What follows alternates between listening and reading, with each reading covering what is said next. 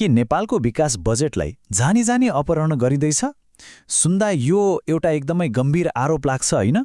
तर आज हामी स्रोत सामग्रीहरूमा डुबुल्की मारेर एउटा यस्तो प्रणालीगत ढाँचाको अनुसन्धान गर्दैछौँ जुन 1-2 होइन, बरु धेरै परियोजनाहरूमा लगातार दोहोरिएको देखिन्छ।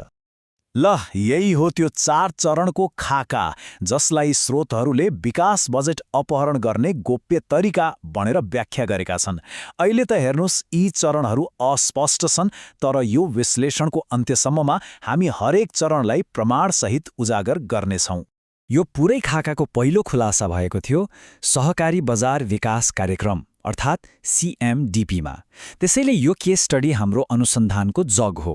यसले नै यो प्रणाली वास्तवमा कसरी चल्छ भन्ने कुराको पर्दाफास गर्छ। ल, सबैभन्दा पहिले त पैसाकै कुरा गरौँ न। नेपाल सरकारले यो परियोजनामा कति लगानी गर्यो? 50 लाख अमेरिकी डलर।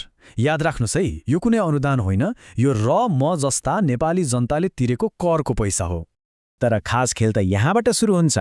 UNDPको लगानी कति थियो त? जम्मा 20 लाख डलर। मतलब नेपाल सरकारको भन्दा आधाभन्दा पनि कम। यही पैसाको असन्तुलन नै यो कथित अपहरणको पहिलो कदम हो। अझ अचम्मको कुरा के छ भने परियोजना सुरु हुनुअघि नै यसमा 44 लाख डलरभन्दा बढीको बजेट घाटा देखाइएको थियो। यो भनेको त कुल बजेटको झण्डै 40% हो। सोच्नुस् त, यति ठूलो पैसाको ग्याप हुँदाहुँदै परियोजना कसरी सुरु भयो? यही प्रश्नले नै यसको व्यवस्थापन र नियतमाथि गम्भीर शङ्का उब्जाउँछ। यो तालिका हेर्नुस्, यो परियोजनाकै कागजातबाट निकालिएको हो। यसले छर्लङ्गै देखाउँछ कि कसरी एउटा ठूलो फन्ड नगरिएको खाडोल बनाइयो। स्रोत सामग्रीहरूका अनुसार यो कुनै सामान्य गल्ती थिएन, बरु यो एउटा रणनीतिक पासो थियो जसले परियोजनालाई सधैँ दातामाथि निर्भर बनाइराख्न र नियन्त्रण जमाइराख्न मद्दत गर्यो। अब आयो पहिलो गम्भीर आरोप। हेर्नुहोस्, नेपाल सरकार मुख्य लगानीकर्ता थियो, तर उसलाई आफ्नै पैसा UNDPले नियन्त्रण गर्ने खातामा हाल्न लगाइयो। यसको नतिजा के भयो? थोरै लगानी गरेर पनि UNDP मुख्य दाता बन्यो र नेपाल सरकारलाई आफ्नै पैसाको हिसाब किताब जाँच्ने अधिकारबाट समेत वञ्चित गरियो। ल, पैसाको कुरा त भयो, अब नियन्त्रणको संयन्त्रतिर लागौँ। यो वित्तीय अपहरणलाई फिल्डमा, मतलब परियोजना स्तरमा कसरी लागू गरियो त?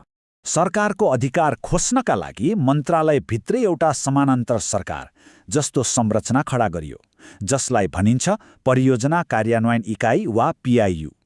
यसले कथित रूपमा सरकारको भूमिकालाई काम नलाग्ने बनाएर पुरै नियन्त्रण UNDPका कर्मचारीको हातमा दियो। यो तुलनाले त पुरै खेललाई छर्लङ्ग पारिदिन्छ। एकातिर कानुनी रूपमा जवाबदेही सरकारी अधिकारी, राष्ट्रिय परियोजना निर्देशक जसलाई शक्तिविहीन बनाइयो, अर्कोतिर UNDPले नियुक्त गरेको परियोजना प्रबन्धक जसले सबै कार्यकारी अधिकार चलायो। मतलब जवाबदेहिता एकातिर तर शक्ति अर्कैतिर। त्यसो भए यो सब नियन्त्रणको नतिजा के निस्क्यो त? स्रोतहरू भन्छन् यसले झोले सहकारीलाई जन्म दियो। यी यस्ता नक्कली संस्थाहरू थिए जसलाई खास किसानका लागि आएको सम्पत्ति र स्रोतहरू बाँडियो। अनि यो इन्फोग्राफिकले परिणामलाई झनै स्पष्ट पार्छ। हेर्नुस् त, 52वटा गाडी र 45वटा चिस्यान केन्द्रहरू जुन वास्तविक किसानका लागि थिए, ती कहिले उनीहरूसम्म पुगेनन्। ती सबै बिचौलिया र तिनै झोले सहकारीहरूको हातमा परे। तर यो कथा CMDPमा मात्रै सकिँदैन। स्रोतहरूले के देखाउँछन् भने यही खाकालाई जीविकोपार्जन पुनरुत्थानका लागि दिगो पर्यटन परियोजना STRLP र पछि दिगो पर्यटन परियोजना STP जस्ता अरू परियोजनाहरूमा पनि दोहोर्याइयो, मात्र नाम फेरेर। यी दुई कागजातहरू नै यसको मुख्य प्रमाण हुन्। पहिलो पत्रले पुरानो परियोजना STLRP को म्याद मार्च 2025 सम्म थप्छ, अनि दोस्रो पत्रले तुरुन्तै नयाँ परियोजना STPलाई स्वीकृति दिन्छ र त्यसमा स्पष्टसँग यो पुरानोकै निरन्तरता हो भनेर लेखिएको छ। यो नयाँ सुरुवात होइन, यो त केवल रिब्रान्डिङ हो। यो टाइमलाइनले देखाउँछ कि पुरानो परियोजना सकिने र नयाँ सुरु हुने बीचमा कुनै ग्याप नै छैन। जब STRLP को म्याद सकिन्छ, STP तुरन्तै सुरु हुन्छ। यसले के देखाउँछ भने बजेट शोषणको चक्रलाई निरन्तरता दिने उद्देश्य स्पष्ट छ। अब हामी यो विश्लेषणको सबैभन्दा निर्णायक क्षणमा आइपुगेका छौँ। CMDP को केस स्टडीबाट हामीले जे सिक्यौं त्यसलाई भर्खरै सुरु भएको दिगो पर्यटन परियोजना अर्थात् STPमा लागू गरेर हेरौँ न।